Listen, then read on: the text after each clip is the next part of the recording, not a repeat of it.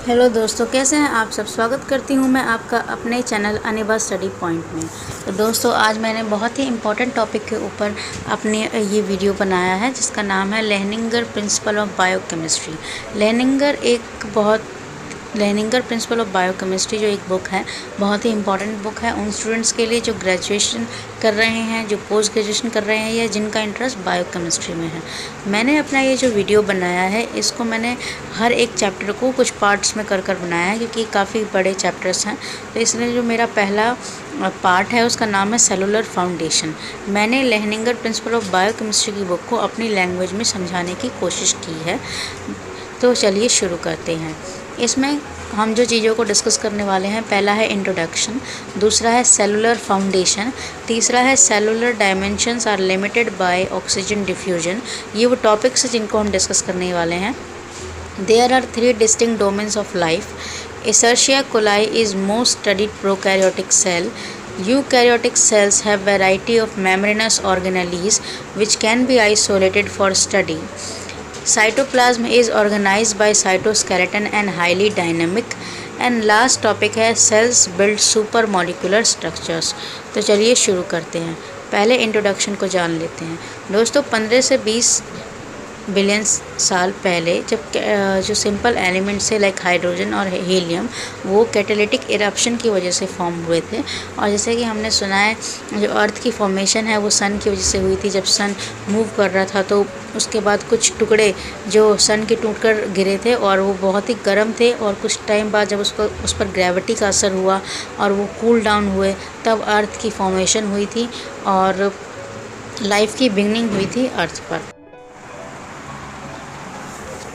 दोस्तों, चलिए शुरू करते हैं इंट्रोडक्शन से। पहले जान लेते हैं बायोकेमिस्ट्री का इंट्रोडक्शन और बायोकेमिस्ट्री के बारे में। तो ऐसा मानना है कि 15 से 20 बिलियन साल पहले जब कैटालिटिक इरप्शन हुआ तो हाइड्रोजन और हीलियम पहले एलिमेंट्स थे जो अर्थ पर फॉर्म हुए थे। सबसे सिंपल एलिमेंट्स, अर्थ पर नहीं पूरे यूनिवर्स में।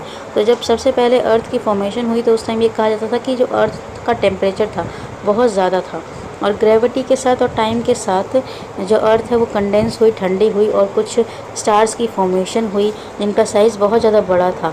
जो स्टार्स थे उन्होंने कुछ एनर्जी रिलीज़ की थी, जिससे कुछ सिंपल एलिमेंट्स बने जिनके न्यूक्लियस आपस में फ्यूज़ हुए और उन्होंने कॉम्प्लेक्स एलिमेंट्स को जन्म दिया। बिलियन साल फिर बाद जब अर्थ का फॉर्मेशन सही ढंग से हो गया तो केमिकल एलिमेंट्स जो अर्थ पर प्रेजेंट थे और उसी से लाइफ अराइज हुई थी। जो सिंपल माइक्रो ऑर्गेनिजम्स सबसे पहले बने थे, उनके अंदर ये एबिलिटी थी कि वो सन का यूज़ करके या ऑर्गेनिक कंपाउंड्स का यूज़ करके एनर्जी को एक्सट्रैक्ट कर सकते थे। वो अपनी एनर्जी को यूज़ करते थे कॉम्प्लेक्स मॉलिक्यूल्स को बनाने में सिंपल एलिमेंट से, और जो कंपाउंड जो भी चीज़ें अर्थ पर अवेलेबल है उसी से वो कोशिश करते थे कि वो अपने लिए एक कॉम्प्लेक्स बायोमॉलिक्यूल को बनाएं और एनर्जी को डिराइव कर सकें, एक्सट्रैक्ट कर सकें। बायोकेमिस्ट्री की फील्ड में हम ये जानने की कोशिश करते हैं कि लिविंग ऑर्गेनिज्म 1000 तरीके के अलग बायोमॉलिक्यूल से बने हुए हैं। तो अगर हम एक एक मॉलिक्यूल को आइसोलेट करते हैं अलग से, तो हमें देखेंगे कि बायोमॉलिक्यूल्स जो होते हैं वो एक तरह का फिजिकल और केमिकल लॉ को फॉलो करते हैं, जिसके तहत वो एक इनएनिमेट मैटर की फॉर्मेशन करते हैं, जिसके कुछ फीचर्स होते हैं। तो लिविंग ऑर्गेनिज्म के कुछ फीचर्स हैं जिनको हम डिस्कस करने वाले हैं। पहला कि high degree of chemical complexity and organisation. 1000 तरह के डिफरेंट मॉलिक्यूल्स एक इंटरनल सेल में प्रेजेंट है एक लिविंग ऑर्गेनिजम्स के, और हर एक मॉलिक्यूल की अपनी एक इम्पोर्टेंस है, अपनी सब यूनिट है, 3D स्ट्रक्चर है। उनका जो पैटर्न है सिलेक्शन का और बाइंडिंग का दूसरी सेल के साथ, वो भी डिफरेंट है।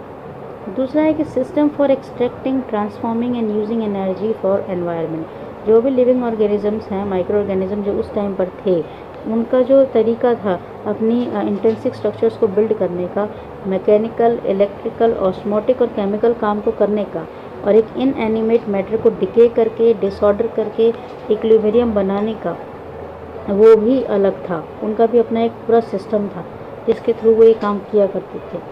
तीसरा, capacity to precise self replication and self assembly.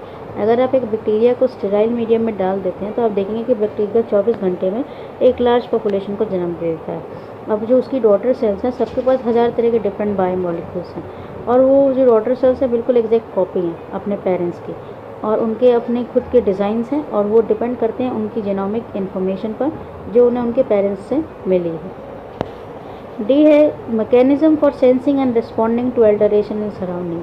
जो भी लिविंग ऑर्गेनिज्म होते हैं उनके अंदर एक अंदर से टेंडेंसी होती है कि वो अपने जो आसपास का एनवायरनमेंट है उसमें वो एडजस्ट कर जाते हैं और उसी हिसाब से अपने सेल की एक्टिविटी को रेगुलेट करते हैं और अपने फंक्शंस को रेगुलेट करते हैं। लेकिन जो माइक्रोस्कोपिक स्ट्रक्चर्स हैं जैसे कि लीफ, स्टेम है, लंग्स है, हार्ट है, ये लोग ऐसा नहीं कर पाते। सिर्फ माइक्रोस्कोपिक स्ट्रक्चर जो होते हैं वही ऐसा कर पाते हैं।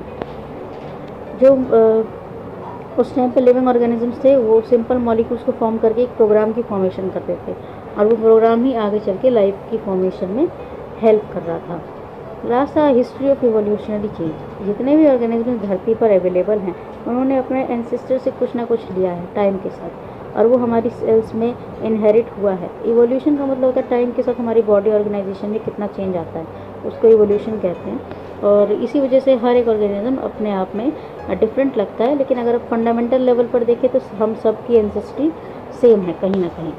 जो बायोकेमिस्ट्री है वो हमें एक्सप्लेन करने की कोशिश करती है मॉलिक्यूलर स्ट्रक्चर, केमिकल प्रोसेस जो लिविंग ऑर्गेनिज्म परफॉर्म किया करते थे और अभी परफॉर्म कर रहे हैं, किस तरह का मैकेनिज्म वो फॉलो करते हैं और जो लाइफ का मॉलिक्यूलर लॉजिक क्या है। बायोकेमिस्ट्री हमें ये भी बताती है कि वो उसका किस तरीके से मेडिसिन, न्यूट्रिएंट, एग्रीकल्चर, इंडस्ट्री की फील्ड में प्रैक्टिकल एप्लीकेशन है। अब हम जान लेते हैं सेलुलर फाउंडेशन के बारे में। जैसे कि हमने ऑब्जर्व किया कि हमारे आसपास जो लिविंग ऑर्गेनिज्म उनकी डाइवर्सिटी कितनी ज़्यादा है। सेलुलर लेवल पर भी अगर आप देखें तो एक कुछ लोग होते हैं जो यूनिसेलुलर होते हैं, जैसे सिंगल सेल के बने हैं लाइक एमीबा, साइज़ स्मॉल है, और कुछ मल्टी सेलुलर होते हैं जिनका साइज़ बहुत बड़ा है। और हमने मल्टी सेलुलर और यूनिसेलुलर ऑर्गेनिजम्स की प्रॉपर्टी भी पढ़ी है तो पिछली क्लासेस में।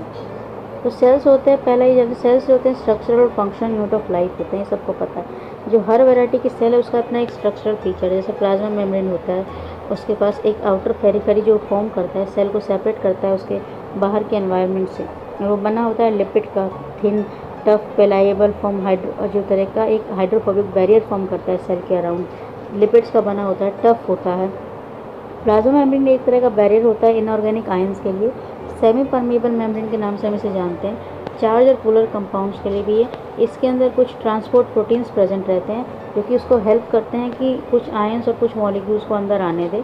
कुछ रिसेप्टर प्रोटीन्स होते हैं जो सेल्स के अंदर से सिग्नल देते हैं, और एंजाइम्स होते हैं इसके पास कुछ जो केमिकल रिएक्शन परफॉर्म करते हैं। जो इंडिविजुअल प्रोटीन्स और लिपिड्स होते हैं प्लाज्मा मेम्ब्रेन वो नॉन कोवेलेंटली लिंक्ड होते हैं, कोवेलेंट बॉन्डिंग नहीं होती, जिसकी वजह से वो सेल के स्ट्रक्चर को बहुत फ्लेक्सिबल बनाते हैं ताकि सेल अपनी शेप और साइज़ को चेंज कर सके।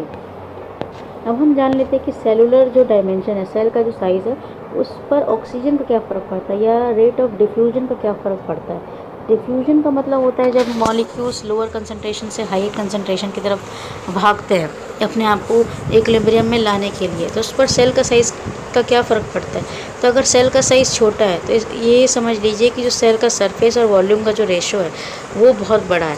ये दोनों एक दूसरे के इन्वर्स चलते हैं। और साइटोप्लाज्म जो है उसके अंदर बहुत सारी जो ऑक्सीजन गैस है वो डिफ्यूज़ हो सकती है, लेकिन जैसे ही सेल का साइज़ बढ़ने लगता है वैसे ही सरफेस और वॉल्यूम का रेशो कम होने लगता है। तो अगर उस टाइम मेटाबॉलिज्म जो होता है हमारी सेल का, उसके पास चांस रहता है कि वो ऑक्सीजन को जल्दी से ले अपने अंदर डिराइव कर ले। रेट ऑफ जो डिफ्यूजन है उसके शुरू होने से पहले ही वो ऑक्सीजन को ले ले। अगर वो ऐसा नहीं कर पाती और सेल का साइज़ बढ़ गया तो फिर वो सेल के साइज़ को कंट्रोल नहीं कर सकती, फिर सेल का साइज़ बढ़ता ही चला जाता है और उस पर कोई कंट्रोल उसका नहीं रहता।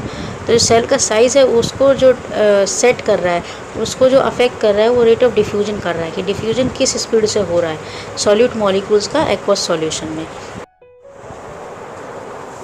दोस्तों हम डिस्कस करने वाले हैं 3 distinct domains of life.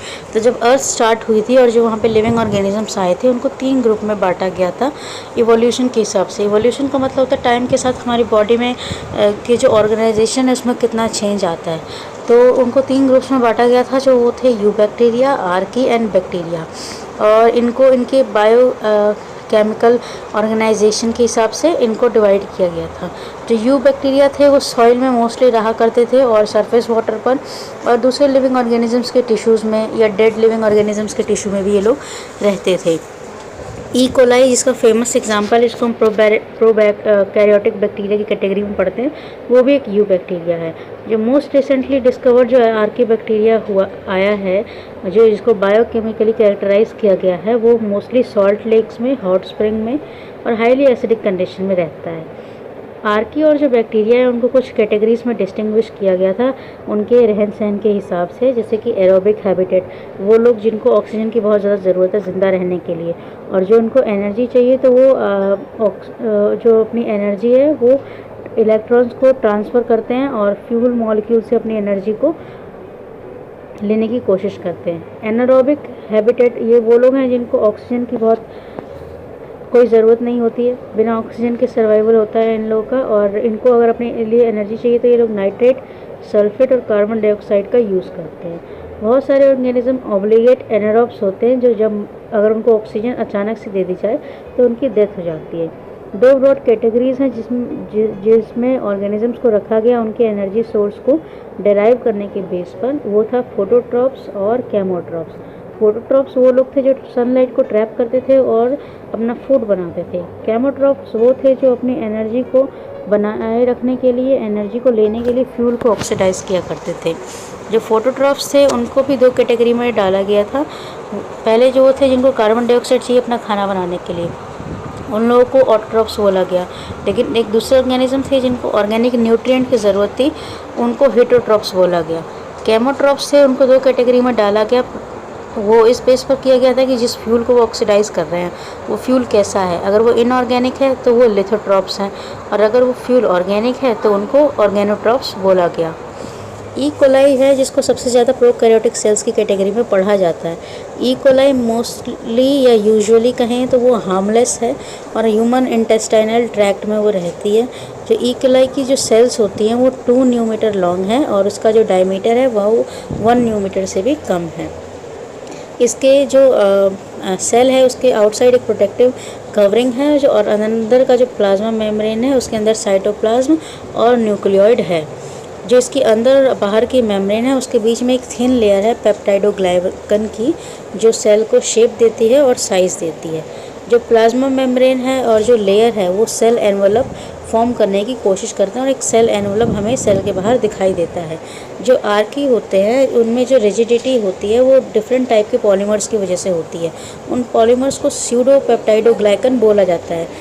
The plasma membrane of you bacteria जो प्लाज्मा मेम्ब्रेन है उसके अंदर भी लिपिड बायोमोलिक्यूल्स की एक बाई लेयर होती है, 2 लेयर्स होती हैं जिसमें प्रोटीन्स पेनिट्रेट कर रहे होते हैं। अब हम पढ़ लेते हैं ई कोलाई के बारे में और कुछ। तो ई कोलाई का साइटोप्लाज्म होता है, उसमें करीब 15,000 राइबोसोम्स हैं और हर एक राइबोसोम की 1000 कॉपी प्रेजेंट है। 1000 तरह के डिफरेंट एंजाइम्स प्रेजेंट हैं, बहुत सारे मेटाबोलाइट्स हैं, कोफैक्टर्स हैं और इनऑर्गेनिक आयंस भी हैं।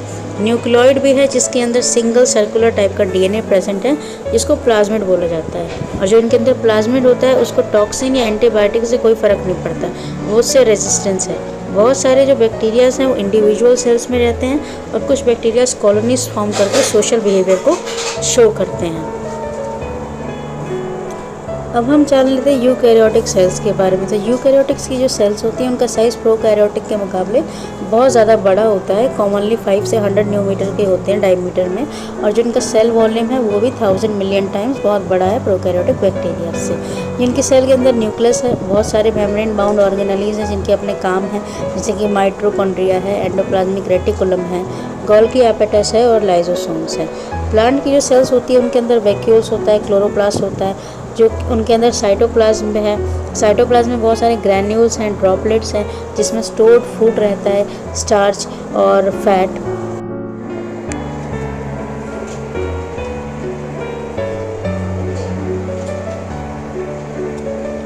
दोस्तों हम जान लेते हैं कि साइटोप्लाज्म का ऑर्गेनाइजेशन किस तरीके से होता है। तो साइटोप्लाज्म में कुछ प्रोटीन्स प्रेजेंट रहते हैं फिलामेंट्स के फॉर्म में, जो यूकैरियोटिक सेल्स में होते हैं और क्रिस क्रॉस मैनर में एक दूसरे को क्रिस क्रॉस करते हुए पड़े रहते हैं, और वो इंटरलॉकिंग सिस्टम 3 डायमेंशनल जो मैशवर्क होता है उसकी तरह वो दिखाई देते हैं।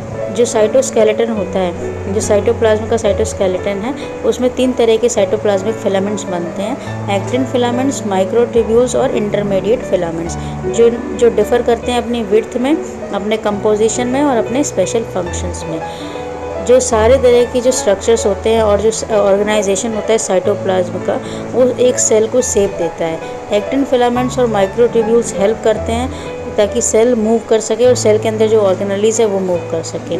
जो साइटोस्केलेटन होता है, ये जो कंपोनेंट्स होते हैं वो सिंपल तरह के प्रोटीन से बने होते हैं और उसकी सब यूनिट से बने होते हैं, जो पॉलीमराइज करके फिलामेंट्स फॉर्म करता है और उनको एक यूनिफॉर्म थिकनेस देता है। ये फिलामेंट्स होते हैं ये परमानेंट नहीं होते, ये कॉन्टिन्यूसली डिसअसेंबली या असेंबली में जाते रहते हैं। टूट कर बनना या फिर बनकर टूटना, इनका ये प्रोसेस चलता रहता है। इनकी जो पोजीशन होती है सेल में वो भी फिक्स नहीं होती, वो भी माइटोसिस यानी जब इक्वेशनल डिवीजन में जाती है सेल डॉटर सेल्स बनाने के लिए तो चेंज हो जाती है। साइटोकाइनेसिस होता है तब भी चेंज हो जाती है, और जब cell amoeba like motion show करती है तब भी चेंज हो जाती है। जो असेंबली है या डिसअसेंबली है या जो लोकेशन है फिलामेंट्स का साइटोप्लाज्म के अंदर, इसको कुछ प्रोटीन्स हैं जो रेगुलेट करते हैं, जो इनका बंडल बनाते हैं और इनको लिंक करते हैं साइटोप्लाज्मिक ऑर्गेनलीज को। साइटोप्लाज्मिक ऑर्गेनलीज के साथ इनको भी लिंक किया जाता है और इनका बंडल बना के सेल साइटोप्लाज्म के अंदर रखा जाता है। जो साइटोप्लाज्म का अंदर का जो मेम्ब्रेन होता है वो सेपरेट करता है मेटाबॉलिक प्रोसेस को होने के लिए और एक सरफेस प्रोवाइड करता है जहाँ पर एंजाइम जो है एक रिएक्शन को कैटेलाइज कर सके।